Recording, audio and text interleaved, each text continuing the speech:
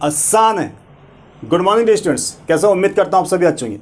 Dear students, इंसान कितना ही गोरा क्यों ना हो, लेकिन उसकी परछाई हमेशा काली होती है। लेकिन भैंस काली होते हुए भी दूध सफ़ेद देती है।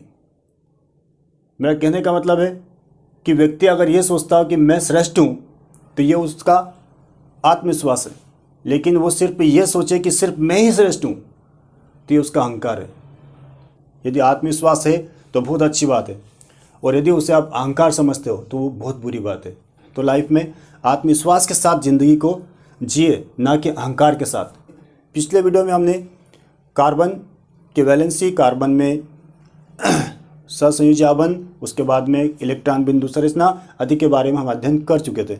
आज हम अध्ययन करेंगे कार्बन के अपर रूपों के बारे में, अपरूपता के बारे में, और उनके महत्वपूर्ण अपरूप जैसे हीरा, ग्रेफाइट आदि में क्या डिफरेंस होता है, इनकी क्या विशेषता है, इनकी संरचना क्या है, ये सारा टॉपिक हम आज पढ़ने वाले हैं। इसलिए ये वीडियो आपके लिए बहुत यूजफुल होने वाला है। तो स्टूडेंट्स, हमारे चैनल को लाइक, शेयर और सब्सक्राइब करना ना भूलें, ताकि आने वाले वीडियो हम आपको समय पर पहुंचा सकें। ओके, चलो आइए देखते हैं। यदि आपने हमारा पहला वाला वीडियो नहीं देखा तो प्लीज़ आप देख लीजिए, क्योंकि हम एक के बाद एक क्रमबद्ध तरीके से आपके लिए बोर्ड के एग्ज़ाम की दृष्टि से जो महत्वपूर्ण क्वेश्चन है उनकी हम वीडियो बनाकर आपको पहुंचा रहे हैं। ठीक है, सो आपके लिए बहुत यूज़फुल होंगे। इसलिए आप हमारे चैनल को यदि लाइक, शेयर और सब्सक्राइब नहीं किया तो प्लीज़ कर लीजिएगा। ठीक है, ताकि आपको ज़्यादा परेशान ना होना पड़े और समय पर वीडियो आपके पास पहुंच जाए। जब हम अपरूपता की बात करें, ये शब्द सुना हुआ है। सिंपल डेफिनेशन है कि जब कोई तत्व दो या दो से अधिक रूपों में पाया जाता है, इनके भौतिक गुण भिन्न भिन्न और रासायनिक गुण समान होते हैं, तो इन रूपों को अपरूप कहते हैं, और ये घटना कहलाती अपरूपता, या इस गुण को हम कहते हैं अपरूपता। कौन से? तो कार्बन के अपरूपों को हम दो भागों में बांटते हैं। एक होता है क्रिस्टलीय अपरूप और दूसरा होता है अक्रिस्टलीय अपरूप। ठीक है, क्रिस्टलीय अपरूप क्या होते हैं और अक्रिस्टलीय अपरूप क्या होते हैं? तो देखिए, क्रिस्टलीय में क्या है कि कार्बन के वे अपरूप जिसमें कार्बन परमाणु निश्चित व्यवस्था में व्यवस्थित होते हैं, ठीक है, तथा एक निश्चित ज्यामिति में एक निश्चित बंध कोण होता है। हीरा, ग्रेफाइट तथा फ्लोरीन, ये एग्जाम्पल किस में आ जाएंगे? क्रिस्टलीय अपरूप में आ जाएगा। अक्रिस्टलीय अपरूप, एक क्रिस्टलीय था, दूसरा है अक्रिस्टलीय अपरूप। इसमें क्या होगा कि इसमें कार्बन के वे अपरूप आएंगे जिसमें कोई निश्चित ज्यामिति तथा बंध कोण नहीं होता है। ठीक है, कोई निश्चित ज्यामिति और कोई निश्चित बंध कोण नहीं होगा, तो ऐसे अपरूपों को हम बोलेंगे अक्रिस्टलीय अपरूप। इसमें एग्जाम्पल क्या देंगे? आपका आ जाए कोल, कोक, काजल, कास्ट, चारकोल तथा जंतु चारकोल। ये सारे एग्जाम्पल आ जाएंगे अक्रिस्टलीय अपरूप में। तो प्यारे बच्चों, हीरा एक पारदर्शी रत्न होता है ना, यह रासायनिक रूप से कार्बन तथा कार्बन का शुद्धतम रूप है। ठीक है, हीरे में प्रत्येक कार्बन परमाणु चार अन्य कार्बन परमाणु के साथ सहसंयोजी बंध बनाकर एक दृढ़ त्रिआयामी चतुष्फलक की संरचना का निर्माण करता है या बनाता है।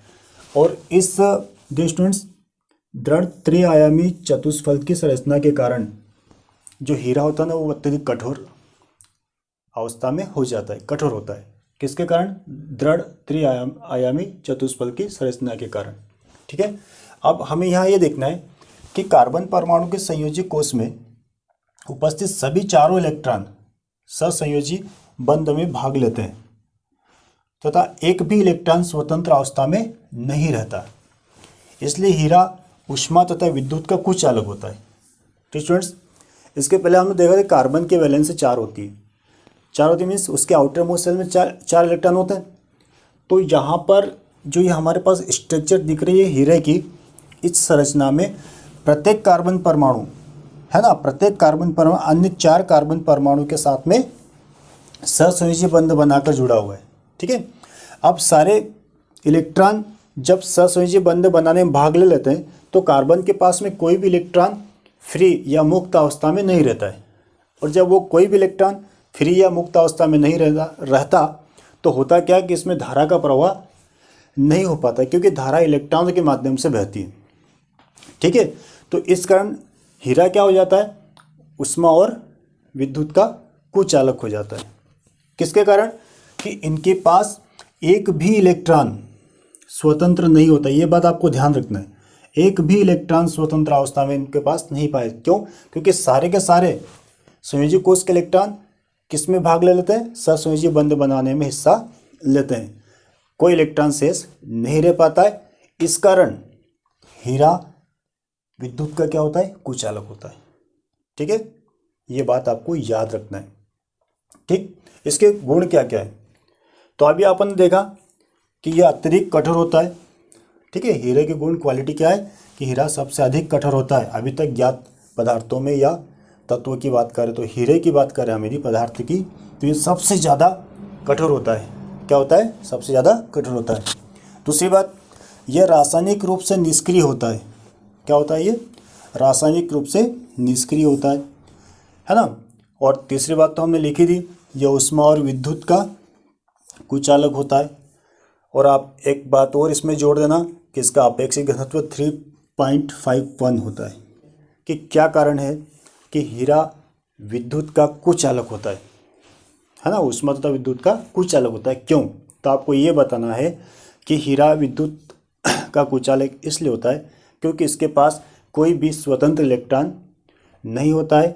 इसके संयोजी कोष में जितने इलेक्ट्रॉन होते हैं वो सहसंयोजी बंध बनाने में हिस्सा ले लेते हैं। ठीक है, तो मुक्त इलेक्ट्रॉन ना होने के कारण ये हीरा क्या होता है? विद्युत का कुचालक होता है। कि हीरा सबसे अधिक कठोर होता है। तो आपको ये बताना है कि हीरे की संरचना में जो कार्बन परमाणु होता है वो अन्य 4 कार्बन परमाणु से कौन सा बंध बनाता है? सहसंयोजी बंध बनाकर एक दृढ़ त्रिआयामी चतुष्फलक की संरचना का निर्माण कर देता है, जिसके कारण यह कठोर होता है। ओके, तो यहाँ पर आपका दूसरा क्वेश्चन ये हो जाएगा। ठीक, अब वो पूछता है कि भैया हीरे का उपयोग क्या है? तो आप जानते हो, आपने कभी पढ़ा भी होगा। एक तो सबसे नॉर्मल एग्जांपल या उदाहरण दे सकते हैं उपयोग में हम, कि ज्वेलरी बनाने में, आभूषण बनाने में, कीमती, राइट, जो पहनते वगैरह है ना। ओके, दूसरा आप बता सकते हो पत्थर और चट्टानों को काटने वाली जो मशीनें होती है उसमें भी हम हीरे का उपयोग करते हैं। ठीक है, कहाँ करते हैं? पत्थर और चट्टानों को काटने के लिए जो मशीनें होती हैं ना उसमें हीरे का उपयोग करते हैं। और तीसरा लिख दो, धातुओं के पतले तार खींचने में भी हम हीरे का उपयोग करते हैं। इस प्रकार से ये 3 आपके उपयोग हो जाएंगे। तो मैं उम्मीद करता हूँ आपको ये हीरे के बारे में बात समझ में आ गई होगी। आइए हीरे की संरचना देखने के बाद हम ग्रेफाइट की संरचना के बारे में अध्ययन करते हैं। ग्रेफाइट भी कार्बन का क्रिस्टलीय अपरूप होता है, ये हमने देखा है। ठीक है, लेकिन ग्रेफाइट और हीरे में क्या डिफरेंस था? कि हीरा विद्युत का कुचालक था, लेकिन आप देखते हैं ग्रेफाइट क्या होता है ना। देखिए डियर स्टूडेंट्स, ये जो ग्रेफाइट की हम संरचना की बात करें तो यहाँ पर ये तो हम जानते हैं कि ग्रेफाइट भी कार्बन का क्रिस्टलीय अपरूप होता है ना। इस ग्रेफाइट में जो कार्बन परमाणु होता है डियर स्टूडेंट्स, तो ग्रेफाइट की संरचना में प्रत्येक कार्बन परमाणु अन्य 3 कार्बन परमाणु से जुड़कर, है ना, मतलब एक कार्बन परमाणु अन्य 3 कार्बन परमाणु से जुड़कर एक षटकोणीय रिंग संरचना बनाता है। ये वाली षटकोणीय रिंग संरचना का निर्माण करता है। और ऐसी बहुत सारी षटकोणीय रिंग संरचनाओं का जब निर्माण हो जाता है, एक जाल सा बन जाता है और ये परत के रूप में व्यवस्थित हो जाती है। जैसे ये ऊपर वाली परत, ये नीचे वाली परत, है ना। और इनके बीच में जो बल लगता है उसको हम बोलते हैं दुर्बल वान डेर वाल्स बल। क्या होता है? दुर्बल वान डेर वाल्स बल। तो स्टूडेंट्स, ये बल दुर्बल मीन्स कमज़ोर होता है। तो जब ये परतें एक दूसरे पर व्यवस्थित परतों के रूप में ये षटकोणीय रिंग संरचनाएं व्यवस्थित हो जाती है, तो ये क्या होती है? एक दूसरे पर फिसल सकती है। मतलब ये परतें क्या होती है? आगे पीछे हो सकती है, जिसके कारण हम क्या बोलते हैं इसको? कि ये मुलायम और चिकनी होती है। जब हमने कार्बन के जो अपरूप था हमारे पास में हीरा, उसमें देखा था कि उसमें कार्बन परमाणु 4 अन्य कार्बन परमाणु के साथ सहसंयोजक बंध बना था। लेकिन ग्रेफाइट में क्या होता है कि ग्रेफाइट में 3 कार्बन, तो मतलब कार्बन के 3 इलेक्ट्रॉन, प्रत्येक परमाणु के 3 इलेक्ट्रॉन तो बंध बनाने में भाग लेते हैं, लेकिन एक इलेक्ट्रॉन फ्री रहता है और वो इन परतों के बीच में ही कहीं पर उपस्थित रहता है। और उसी इलेक्ट्रॉन के माध्यम से ग्रेफाइट में विद्युत धारा का प्रवाह होता रहता है, जो हर एक परमाणु में एक एक इलेक्ट्रॉन जो फ्री हो। ठीक है, तो यहाँ पर हम यूँ कह सकते हैं कि ग्रेफाइट जो विद्युत का सुचालक होता है, तो उसका रीजन क्या है कि इसमें एक मुक्त इलेक्ट्रॉन उपस्थित होता है और उस फ्री इलेक्ट्रॉन के कारण, उसकी गति के कारण, उसके गमन के कारण जो ग्रेफाइट होता है वो विद्युत का सुचालक होता है। ठीक है, तो ये सारी बातें मैंने यहाँ पर आपको लिख रखी ताकि आप इसको देखकर या स्क्रीनशॉट लेकर आप इसके नोट्स बना सको, है ना। तो इसमें हम इतना लिखना है ग्रेफाइट में। ये स्ट्रक्चर हो जाएगी, 2 परतों के बीच की दूरी 3.40 एंगस्ट्रॉम, यहाँ पर 2 कार्बन, ये एक रिंग है, इसमें 2 कार्बन के बीच की दूरी 1.42 एंगस्ट्रॉम। ठीक है, इनके मध्य, इन परतों के बीच में जो बंध होता है वो होता है दुर्बल वान डेर वाल्स बल, है ना। आ गई। अब हम बात करते हैं गुण की। तो ये स्टूडेंट्स, आपने ग्रेफाइट देखा ही है, पेंसिल में होता है, इलेक्ट्रोड में होता है ना। तो यहाँ देखिए, ये काला भूरा रंग का पदार्थ होता है ना।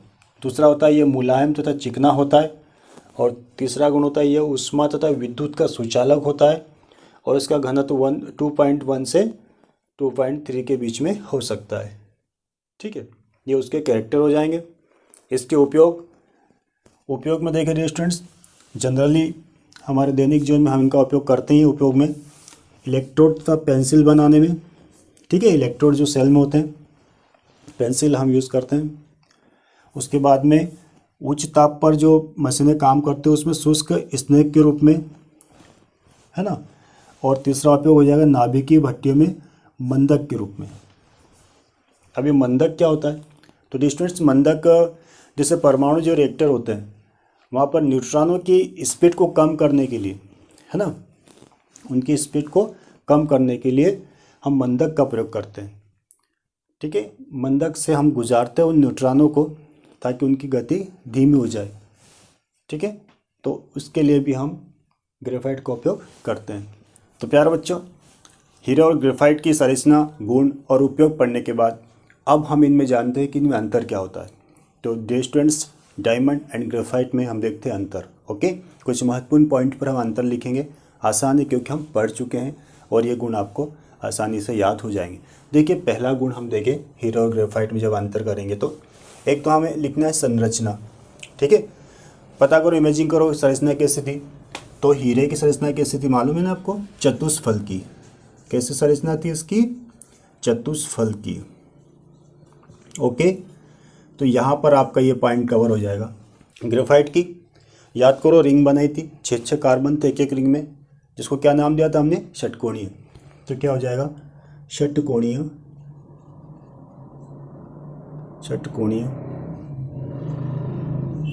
तथा परतदार, है ना। इनने कई रिंगें बनाई थी और ये झाल के रूप में हो जाते हैं और इससे कई परतें बन जाती है। ठीक है, तो हम क्या लिखेंगे? षटकोणीय तथा परतदार, है ना। कठोरता की बात करें तो हीरा अत्यधिक कठोर होता है, तो यहाँ क्या लिखोगे? या सर्वाधिक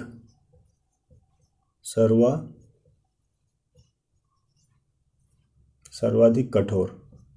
ओके, लेकिन स्टूडेंट्स, ग्रेफाइट की जब हम बात करेंगे तो ग्रेफाइट कैसा होता है? याद करिए, वो परतें एक दूसरे पर खिसक सकती थी, है ना। उनके बीच में जो दुर्बल वान डेर वाल्स बल होता था, तो हम अगर उस पर हाथ रखते हैं ग्रेफाइट पे, तो हमें कैसा दिखता हो? मुलायम लगेगा, चिकना लगता है ना। तो हम क्या लिख सकते हैं, है ना? मुलायम तथा चिकना। ओके,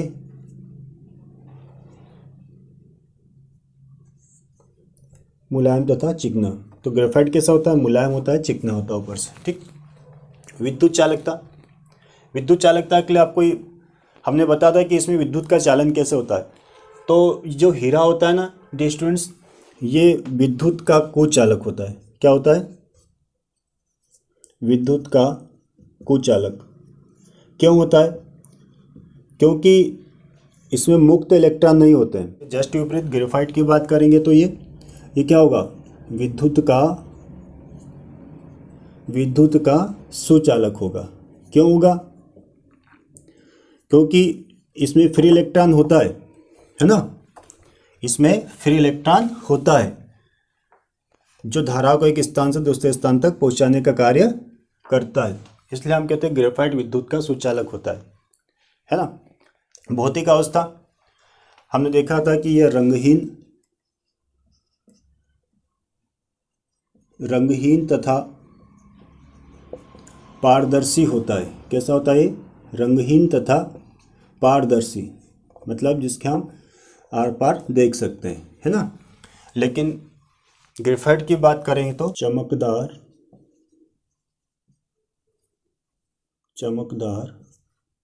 तथा अपारदर्शी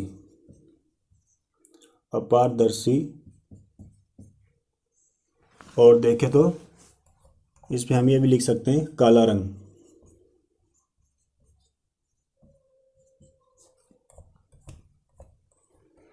ठीक है, तो चमकदार भी होता है, अपारदर्शी भी होगा और किस रंग में होगा, काले रंग का होगा, हल्का भूरा भी होता है। तो ग्रेफाइट में ये उसकी भौतिक अवस्था होती है ना। संकरण की बात करिए, sp3 संकरित अवस्था में होते हैं। sp3 संकरण मतलब इसमें कौन सा संकरण पाया जाता है, sp3 संकरण पाया जाता है। या फिर हम यूँ लिख सकते हैं कि sp3 संकरित अवस्था में होता है कौन, कार्बन परमाणु। लेकिन ग्रेफाइट की बात करें तो इसमें जो कार्बन परमाणु होते हैं वो sp2 संकरित अवस्था में होते हैं।